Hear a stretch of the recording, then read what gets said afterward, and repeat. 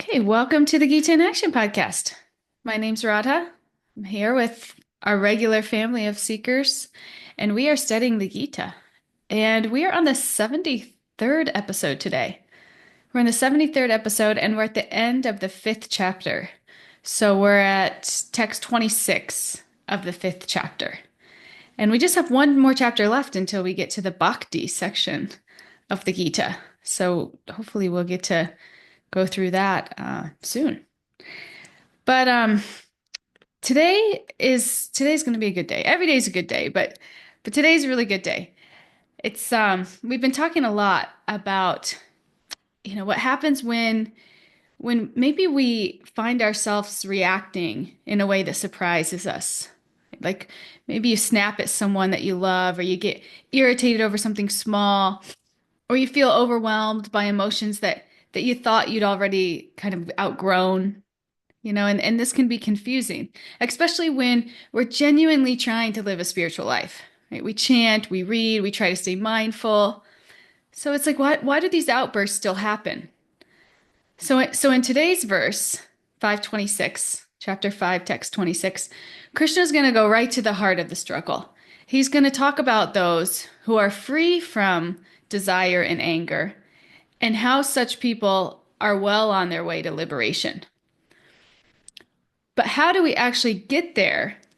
And it's not just about controlling the external behavior. It's about transforming what's happening inside. And that's what we're going to explore today. We're going to explore how desire and anger show up in our real lives, why suppressing them doesn't work, and how bhakti offers a completely different way. Not by crushing our impulses, but by gently elevating them towards love and service. So this is our only text today, 526. And with that, we'll get right into it. Stella, can you read 526 for us? Sure, thank you.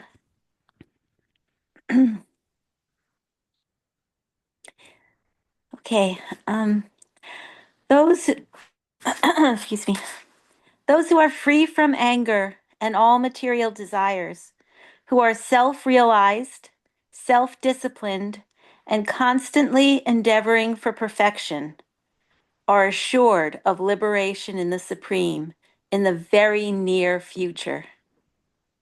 It's reassuring, right? In the very near future. So this verse is continuing the theme that we talked about back in chapter 3, where he described desire and anger as our inner enemies. When Arjuna asks, what is that impels us to act wrongly, even against our will? And Krishna explains it's desire.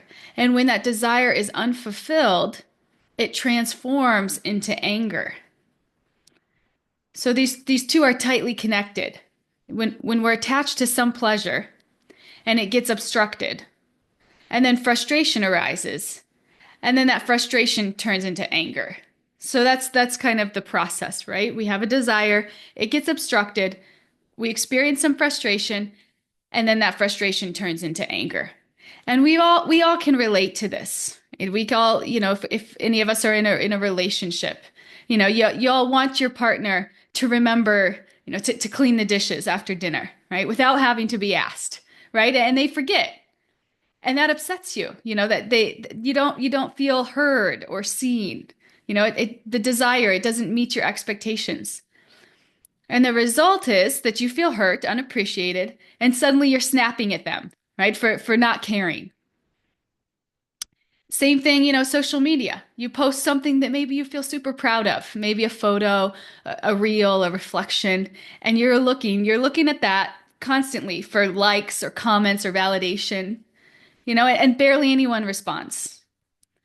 Your desire here was you wanted to feel valued, you wanted to feel admired. And the blocked desire, the response is underwhelming. So you feel invisible, irritated, maybe even resentful toward people who did get attention. Why did they get that? Why are people responding to their picture and not mine? They're just so much more lame than mine than mine is, right? You're a parent. You're exhausted. You want a quiet moment to eat or to shower. Your child constantly needs you. So you're desiring a break, a moment of peace, and you're just getting constantly interrupted. So maybe you feel resentment rising and you find yourself yelling, right? Then maybe you feel guilty. And this one, spiritually, this can even happen to us spiritually, right? If we've been doing our practices regularly, we're chanting, we're reading, we're attending classes, we want some of this inner peace, or some tangible result. But maybe instead we feel restless or stuck and we feel dry. And then we end up feeling irritated with ourselves, our practice, maybe even God. Right? So this is the pattern, and I named several examples. Hopefully, we can relate to one of those or all of those, or I'm sure there's many others. Just as we go through our everyday life where this happens, we have a desire, it gets obstructed, we're frustrated, and then we're angry, and we act out in that anger. So Krishna returns to this theme in verses 23 and 24, right before this, where he emphasizes the danger of chasing such sense pleasures and encourages us to cultivate the strength of tolerance. Where we talked about tolerance. When these things come up, when we have these impulses or urges to act in a way that's not really in line with our core values, tolerate. And that's important. But also, here's the thing. While many of us can manage our desires on a surface level, anger is often much harder to control, right? So we can tolerate, but on the inside, we're maybe kind of bubbling up, right? Because when we try to simply suppress our desires without actually purifying them or redirecting them, it's like holding down a spring. The pressure builds until it finally bursts out as anger. Because it's just we're not made to do that. We just can't. We can only tolerate externally for so long until internally we're going to overflow. And in the meantime, this internal struggle, it can make us rigid. When we're relying on willpower alone, our narrative is I need to control myself. I have to fix this. I just have to try harder. We're just like gripping so tightly. And the problem with this narrative is that it's still centered on the ego. And it's all about me, my performance, my failure, my image. When we're just trying to control ourselves. And that's the trap. This is a very superficial solution. Because we're just trying to control it on the surface, and we're not taking care of what's going on the inside. And meanwhile, we're very stuck on the ego internally. Even though we're trying to grow spiritually, we're still doing it under this illusion that I'm the one in control. And that's the problem with this method. Krishna makes it clear in 327, that this is a misunderstanding. He says that the soul thinks it's the doer, but all actions are actually carried out by the modes of material nature. So when I think that I'm the one purifying myself, I end up stuck in the same ego loop I'm trying to escape. So Bhakti's offering a different path. Bhakti's challenging us to get out of this ego mentality, this I, me mentality, and it's shifting the center.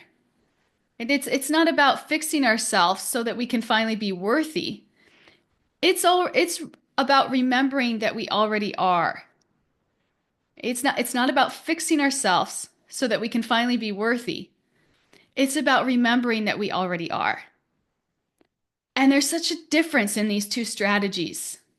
When we're fixing ourselves so that we can feel worthy, it's like a scarcity mentality.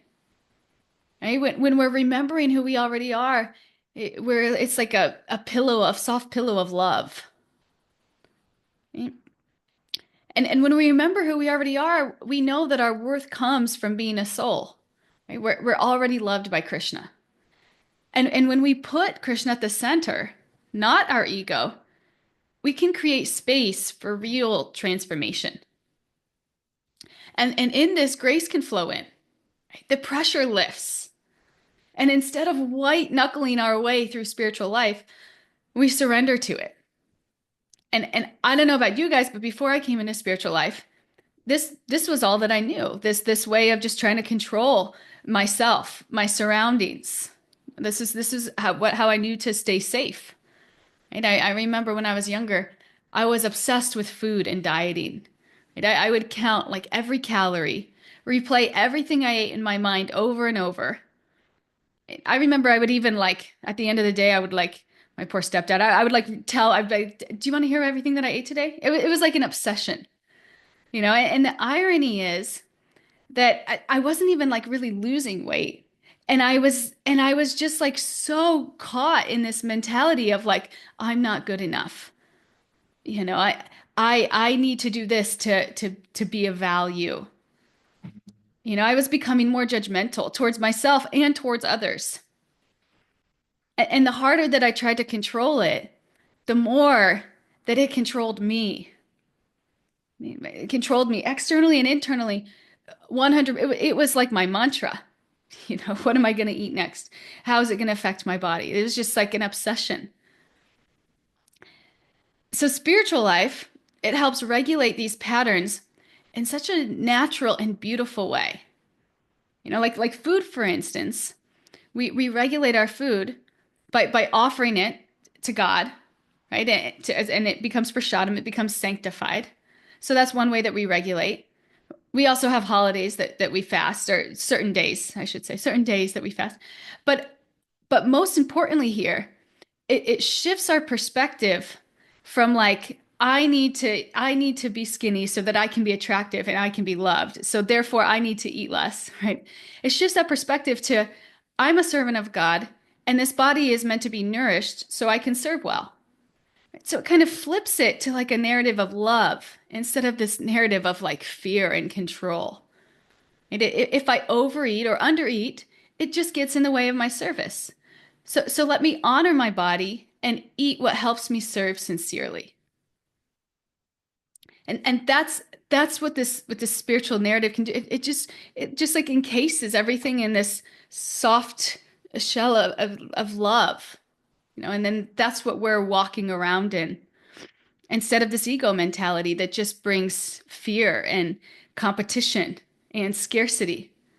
Right? So that this shift bhakti offers, it's gentle, but it's radical. You know, it's not about forcing yourself to behave differently. It's about relating differently. So when we stop seeing desire as the enemy and start seeing it as energy that can be reoriented towards God, everything changes. Rather than suppressing or obsessing over our desires, we learn to redirect them. You know, we shift from what do I want to what does God want? A devotee isn't fixated on enjoying or renouncing for their own sake. Their focus is on pleasing God. You know, and when our desires are rooted in service rather than self-interest, this purification, this transformation of the heart, it happens naturally. You know, the tension starts to dissolve, not because we've crushed our impulses, but because we've elevated them. You know, but if we try to renounce from a place of pride or ego to prove something to ourselves or others, it won't last. You know, eventually the volcano erupts. So this is why it's not enough to just repress material desire. We have to spiritualize it. And this is the process. And the beautiful thing is it's the more love, it's loving. You know, it's like the difference between when you like, you know, yell at your child for doing something bad versus like, you know, try to show some compassion and some, you know, I know it's you know, it's a whole different like narrative. And in that we feel loved, others feel loved. It's just like spreading this God's love to ourselves and to into others. And when we're in the center, when our ego's in the center, we can't do that. We're going to be caught in this trap of fear, of an anxiety, of comparison, of envy. That's what happens. Does anybody want to share anything before we move on? I just want to say I'm loving this class right now. It's it's so good and it's so true. Just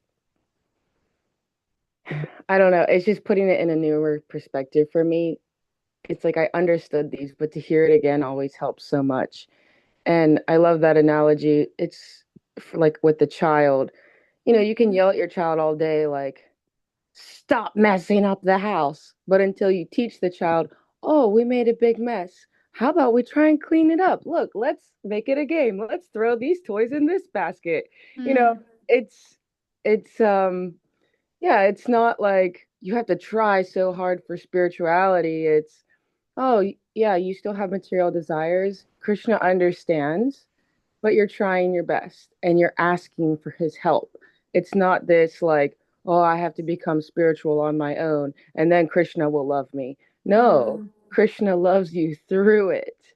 You know, that was something I got during the retreat, what, 2 weekends ago. You know, the last day, it was like, we're not the doer. We're not the one chanting Hare Krishna and getting Krishna to come. Krishna comes on his own will. We try mm. and we beg and we ask and we say, Krishna, please come when I'm chanting your holy name. And then it's Krishna's will if he chooses to come or not. And I that was like a whole nother perspective for me of like, yeah, I don't have to try so hard in the sense of like I'm the doer. I just have to practice it and ask for the blessing and like do it in a loving way. And then Krishna most likely will come. He tells us that he comes when we do it with love and devotion. So, Yeah, that's yeah, beautiful. yeah. Thank you. It is funny how in spiritual life we do think that even that we're the doer. We're in charge of our purification. However Right. much progress we make, it's us. And yeah, thank you for that Yeah. reminder. And it's not. It's mercy. It's grace. It's a gift, right? Right. Yeah. Yeah, Thank you. thank you. Thanks for sharing that. Yeah, and I think and you have to have your hand open for the gift. That's Yes. something we can do is open our hand and heart. I mean, that's not, hard. Yeah. Yeah. Definitely. The endeavor is important, but just so that our hand is open to receive the mercy. Yeah. Yeah. Thank you. Thank you. So the other thing that I feel like I've seen a lot in spiritual circles, and you guys can let me know if you have too, is that sometimes we hear that this like being self-centered is bad. So we swing to the other extreme and make everything about serving others. But in this, we're not quite purified yet, and we can slip into this codependent cycle. And maybe this is just me because this is my tendency. But this codependency says, this is where we get stuck in this narrative that my worth depends on pleasing others. Instead of the bhakti narrative that's my worth is inherent. I'm a soul and I'm loved by God. Codependency will say, I sacrifice myself to avoid disapproval or abandonment. Bhakti says, I serve out of love, not fear. Codependency will say, I ignore my needs to feel needed. Bhakti says, I honor my needs as part of my spiritual responsibility. So there's quite a difference in the narrative here. But sometimes, when we're not quite purified and we're still looking, for that worth externally, this service mentality can kind of turn into some codependent tendencies. So it's important to just kind of note that and to see that bhakti is much different than that. Even though bhakti is based on service, it's an elevated level of service that's based on love, right? And not fear, not trying to prove your worth, right? But just serving out of love, right? With no expectation.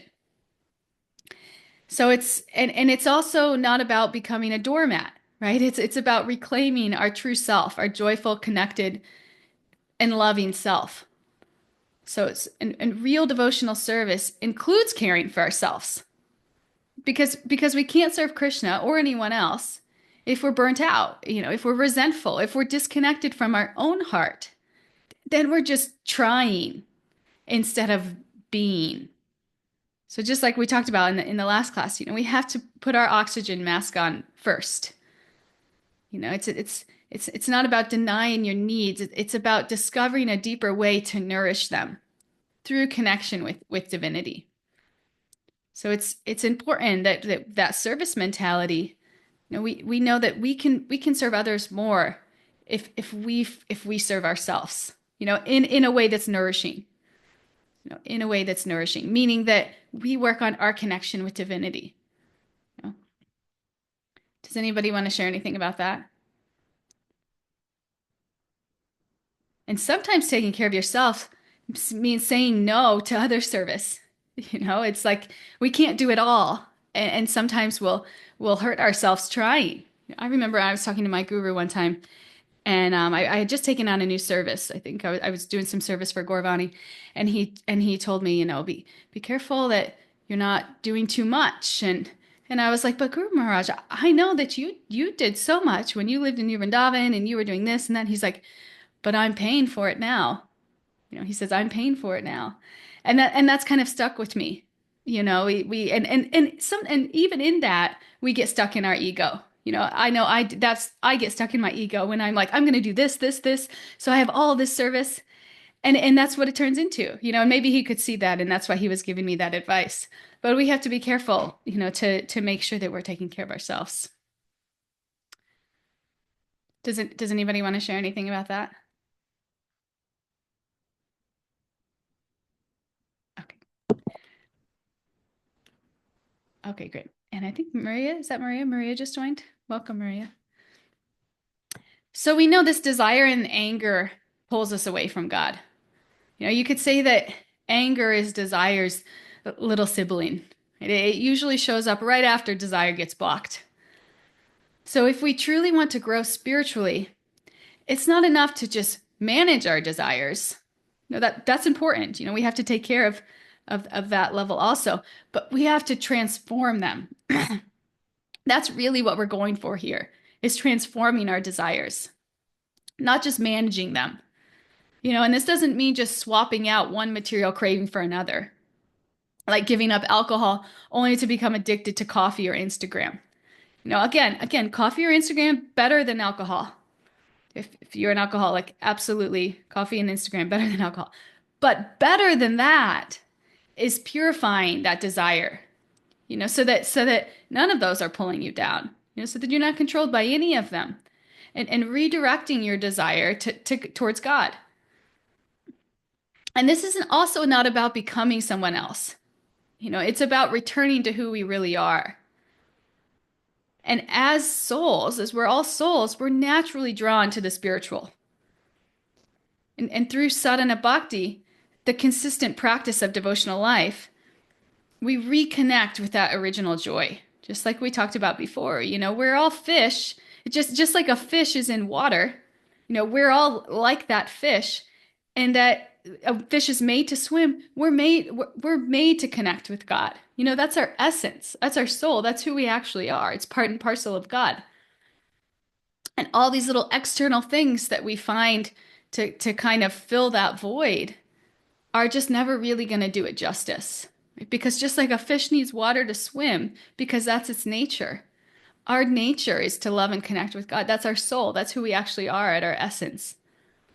And so until we fulfill that, until we connect in that way, we're just not going to reach that level of ultimate sustainable fulfillment. Right? We're going to be jumping around from thing to thing, looking for something that doesn't actually fill that God's shaped hole in our heart. So he's not asking for external restraint. He wants us to cleanse the heart. I mean, he doesn't just ask for external restraint. He wants us ultimately to cleanse the heart. That's ultimately what he's looking for. Because we might look calm on the outside, but if desire and anger are still raging within, they'll eventually spill out and cause suffering. And that's why remembering God is so powerful. When our minds and hearts are filled with thoughts of him, material cravings kind of lose their grip. As Krishna says in this verse, liberation comes quickly to those sincerely walking this path. because there's only so much room in our consciousness, and as we start to fill it more and more with thoughts of God, things that were in there before that we kind of use to ease some discomfort, those habits, those cravings, they kind of get pushed out because we're experiencing something so much higher, and then we no longer have a need for them. So this is where it gets practical. Being in charge of everything, our lives, our families, our service, this can be so stressful. And we can get attached to outcomes. And when things don't go our way, we tend to internalize it. Right? Anybody else do this? What did I do wrong? What does this say about me? The spiritual life offers us another narrative, a narrative that's like it kind of qualms all of this anxiety and all this constant reel of, of I'm the controller and thoughts that stem from that. Spiritual life tells us that the goal is just to try our best and then accept the results as God's will. That's all we have to do. You just try your best in a way that's loving and compassionate, and then you accept the results as God's will. You don't have to make it mean anything about you. If it doesn't go this way or that way, it doesn't mean anything about you. This is just part of God's plan, and you're just an instrument. So you do your best, and then we just have to let go of it and not take it on as anything more than it is. Not make it mean something about us when it just doesn't. And this is so this can relieve so much anxiety. It's actually a formula for a more peaceful and joyful life. But it's not always easy. It's not always easy because we've been conditioned to believe that we're the controllers. And that false sense of control weighs so heavy. But if we can start practicing it in our everyday lives, we'll see how it can make us show up in a much more loving and compassionate way for both ourselves and for others, in our relationships. I'll give you an example right now. I'm not working and my husband is. And we both know that at some point we're gonna have to do something to sustain the lifestyle that we have. And I know my husband feels a lot of pressure about making money, like it's all on him.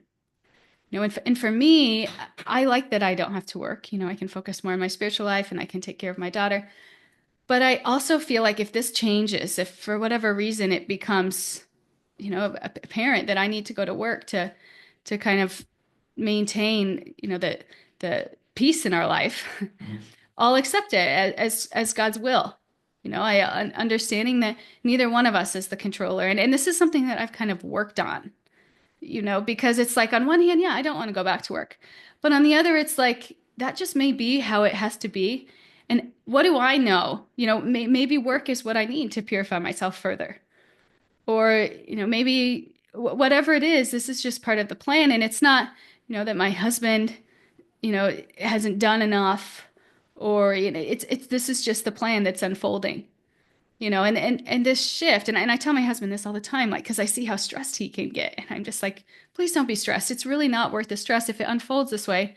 This is just what it means for us. This is just what God's telling us, the direction that we need to move. And this shift, it can take so much pressure off. It can bring you closer. Instead of blaming each other, you choose to be aligned in surrender.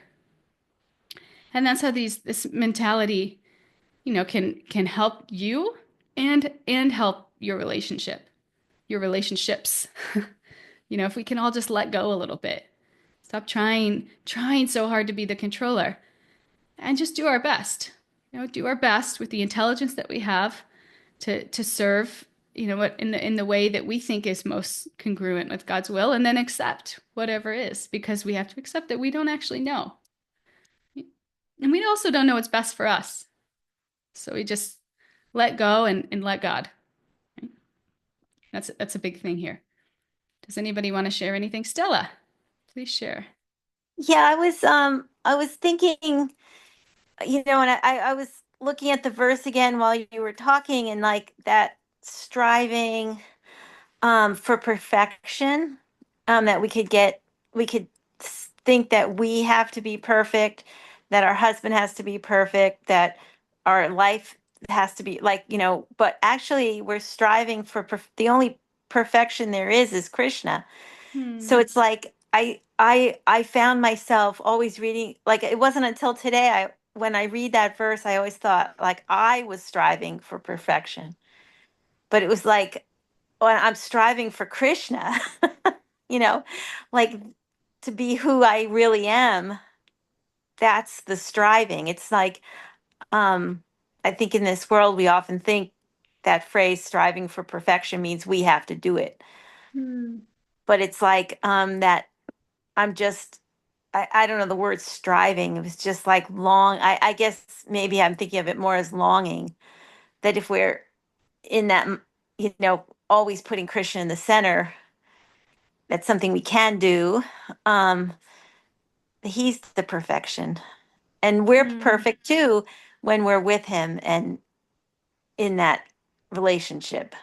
Hmm. I don't know. I just reread the verse. I was like, whoa, it's not me striving for my perfection. It's I'm striving for to have Krishna's like to he's perfection. I don't need to do any I don't need I'm not making him more perfect. I'm not making me more perfect, but that's what I want. That's what I want.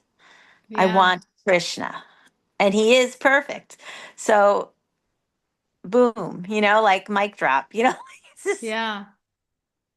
Yeah, no, that's so nice. And also striving for perfection. I hear like I feel a lot of pressure when I hear that, well, yeah, like I did too. I Yeah. have to be perfect. It's about I Right. have to, it's like it's really just choose Krishna.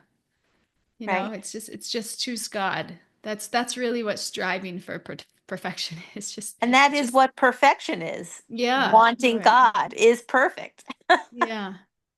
Yeah. Oh, thank you. So Thanks. nice. Anybody else before we move on here? I think Andrew said I have to accept today's root canal. Yes, you have to accept today's root canal. Best of luck with that. Sometimes we do have to accept these things that are unpleasant as, our karma or as God's plan, whatever it is. It doesn't make it easy, but at least, we can find a little peace in the fact that we're not always the controller. And it doesn't mean all the things about us that we like to make it mean. It's just our rightful position. So in the Bhagavatam, in the purport to this verse, Prabhupada points out that in the Bhagavatam it says that even great sages struggle to control their senses. But those who find joy in serving God can overcome even the strongest urges. And that's the formula here. Finding joy in serving God, that's how we can overcome, the struggle to control the senses. And this is what we do in bhakti. We chant, we dance, we sing, we feel happiness, and that's great. It's not wrong to enjoy. It's not wrong to enjoy these things. We're experiencing this bliss, but our joy should be rooted in devotion. And even when happiness doesn't come right away, we can keep going because we trust the process. But bhakti is meant to bring delight. And when we're genuinely joyful in our devotional life, material desires don't just get managed, they get uprooted. They get uprooted. So the process, it's like soft and beautiful. It's like you're just finding a greater joy somewhere else. And these lower things that used to, maybe make you happy or make you feel safe or secure, they no longer serve you because you're just getting a higher taste. So trying to empty the mind, it doesn't really work. It's like standing at the ocean's edge and hoping the waves won't touch you. They will. These sensual impressions, they're going to come at us, both from the outside and the inside. We're going to see things or we're going to be triggered by things that impel us to act in certain ways that maybe we don't want to. And we're going to have memories that remind us of things. So these impressions, they're going to come at us. Just like a glass that's a glass, let's say a glass is empty, it's holding air and we want to get the air out. the only way to get the air out is to fill that glass up with water. We can't turn the glass over. We can't suck it out. The air is going to be in there until we fill it with something else. And the mind is like that. It's always going to hold something. And so the question is, what are we filling it with? We can't just take out those impressions. We can't just vacuum them out or turn it over and shake them out. We have to replace them with something higher. We fill it with God, his names, his pastimes, his service. And when our consciousness is full of him, there's no room for those other things that pull us down. And that's what we're doing here. That's why we're doing what we're doing. We're in the process of this heart transformation, and we do that by displacing, what's in there now, this conditioning that we have, or replacing rather, replacing with this higher taste. There's this beautiful story, this Prabhupada story. Maybe you guys have heard this. Many people were bowing down and touching Prabhupada's feet. And he turned to his disciples and he said, "Do you know why they're offering respect to me?" And he said, "Because I'm free from sex desire."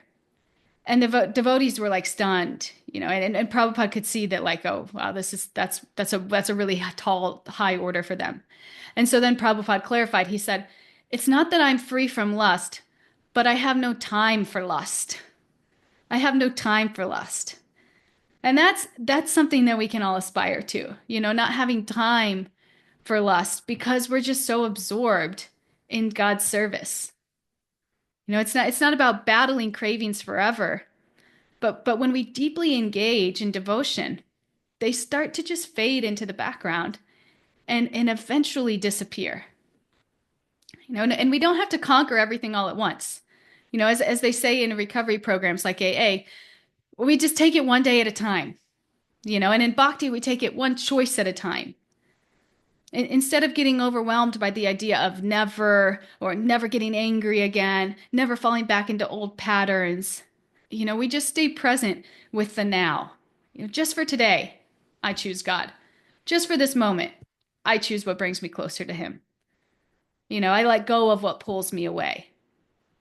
It's not about lowering the bar, it's about shifting the focus. Because grace isn't something we store up for the future. It's available right now. And in the choices that we make right now.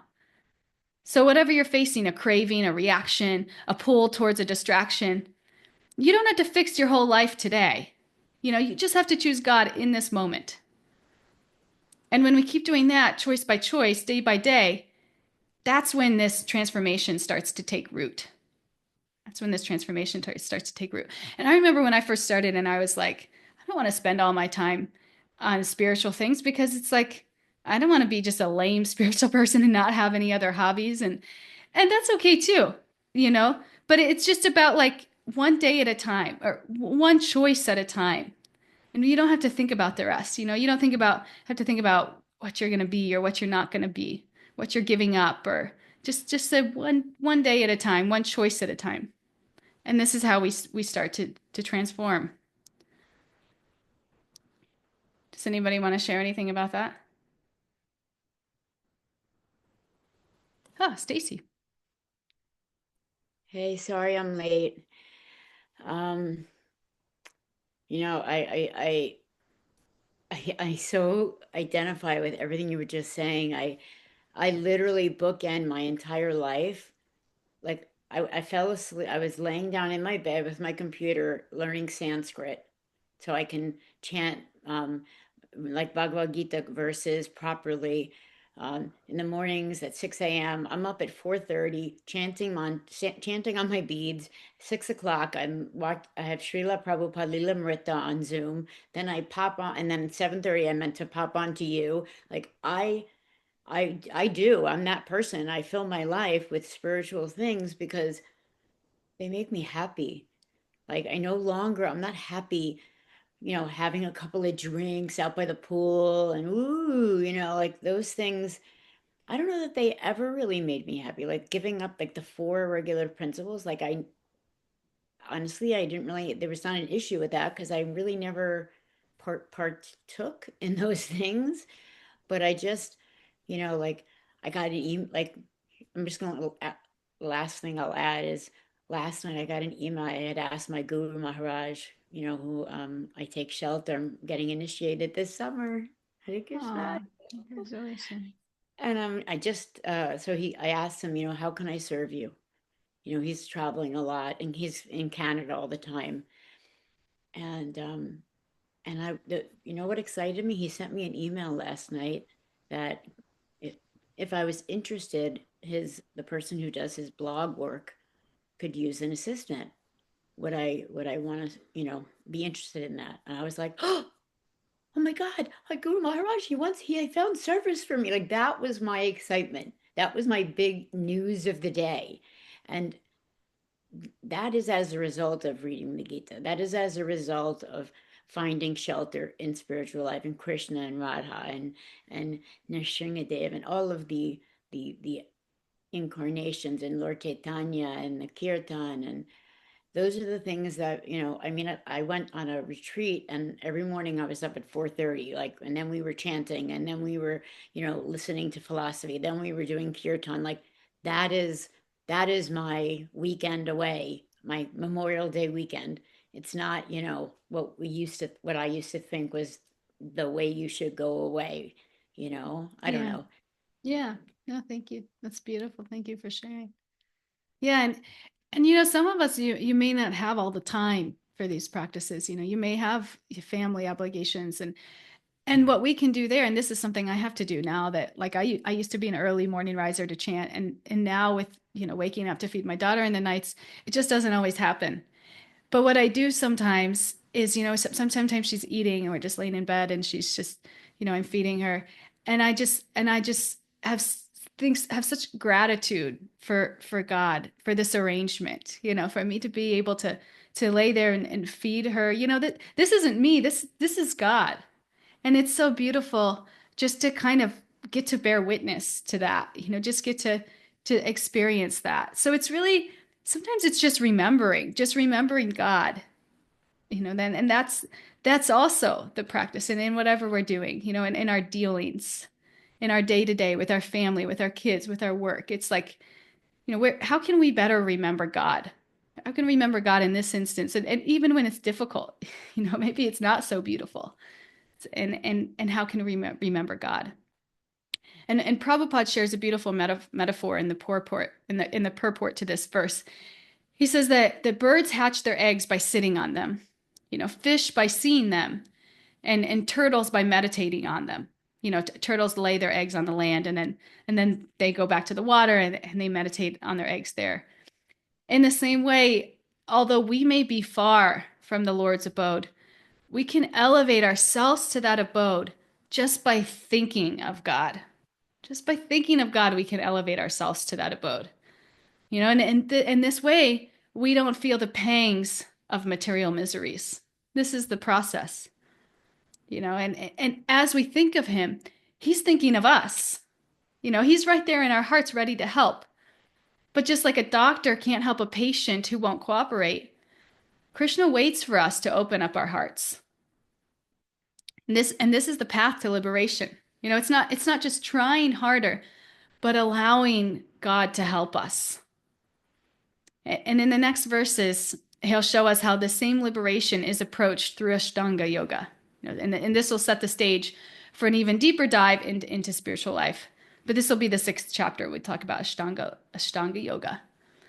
So in conclusion for today, so many of us are carrying the weight of trying to be better, to do better, to finally get it right.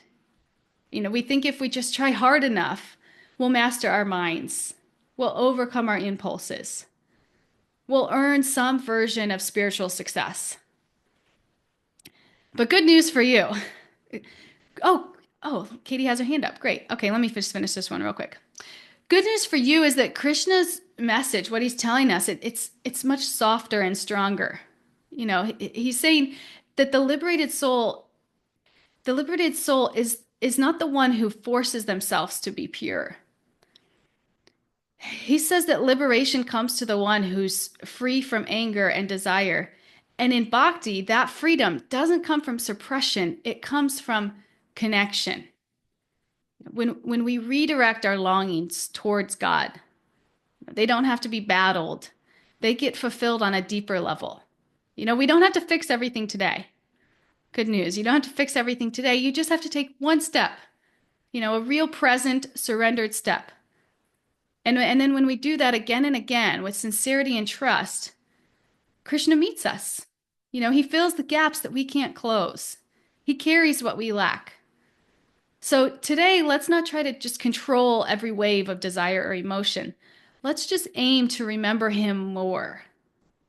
Instead of controlling every desire or emotion, let's just aim to remember him more. Because the more that we fill our hearts and our minds with God, the less room there is for things that pull us away. And that's how transformation happens. Not all at once, but just one surrendered moment at a time. And that's what I want us to take away from today. Katie, do you have a reflection for us?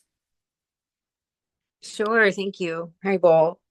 Um, yeah, in the last days I've been thinking about um like shifting in my mind um who I'm doing what for. So yeah, it was making me think like who is this perfection battle for, you know? I mean, a lot of times it's for my own self, you know, and based on fears of like need and lack and maybe a lack of trust that like this is the path. And I love how you were saying for you and your husband, if you go back to work, you know, it's not anything negative. It's just this is the way the path is moving that Krishna is showing us.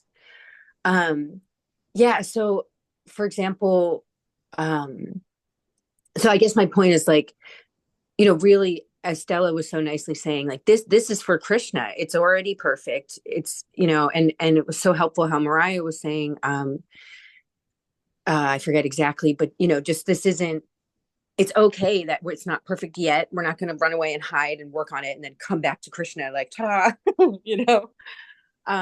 Yeah, and at work, you know, it's been a really hard, it's a really bad situation, and it's been very difficult in kind of like a, I don't know, a personal way for, you know, like I'm doing all these things and doing them, you know, fulfilling all the tasks and blah, blah, blah, blah. And it's just such a type of place where things can just be swapped around and it's very duplicitous and it doesn't really matter, you know, like you can be perfect and it just doesn't matter at all. You know, it's more about who knows who and who they like. And so it was making me think like, man, it feels so awful to like have made all these efforts for years. And it's like the people who have any power to, you know, do anything, like don't appreciate. But I'm like, what, who cares, you know? Like if I can shift my mind to realize the wonderful big-hearted people that do appreciate me at work are A, more plentiful, B, more amazing, C, more worthwhile, you know. And I was just starting to try to shift my focus, like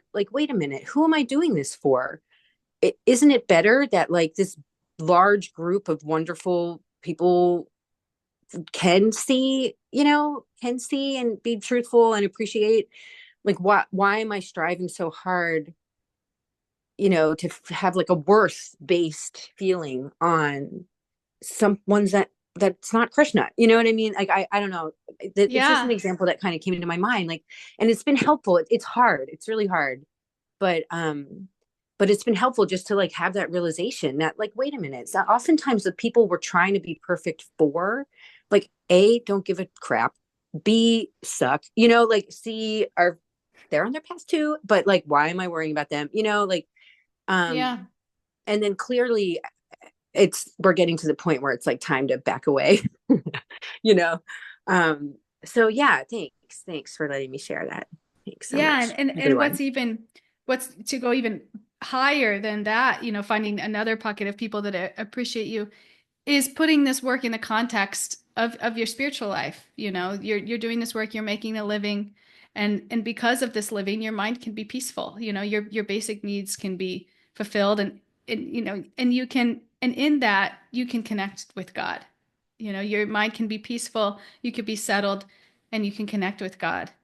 And you can even do service for God because of this job. And so Yeah.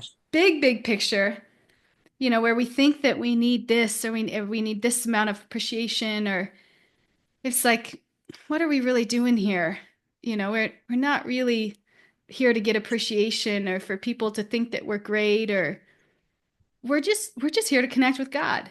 I have to think this in the podcast. It's not about how many people listen, or it's just about being here and connecting with God. And I feel more connected with God studying and sharing this wisdom.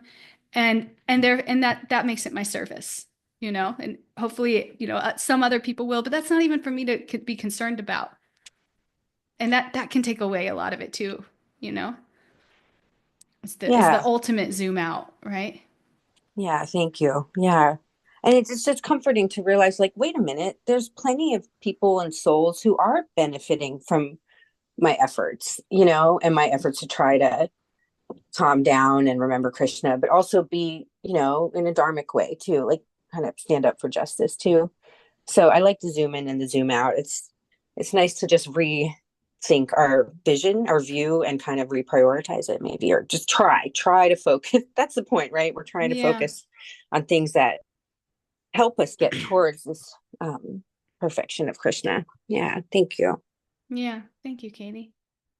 Such a real example that we all can relate to and struggle with. Thank you. Anybody else want to share? We have a few more minutes if anybody else wants to share a reflection.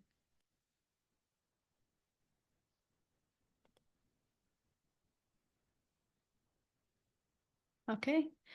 Well, if we don't have any more reflections, we can end early today. Nice to see you all today. Thank you for coming and sharing, and yeah, we'll see you on Thursday. Hare Thank you. Krishna. Hare Hi, Krishna. Krishna. Have a great Thank day. you. Hare Krishna. Thank you, everyone. Thank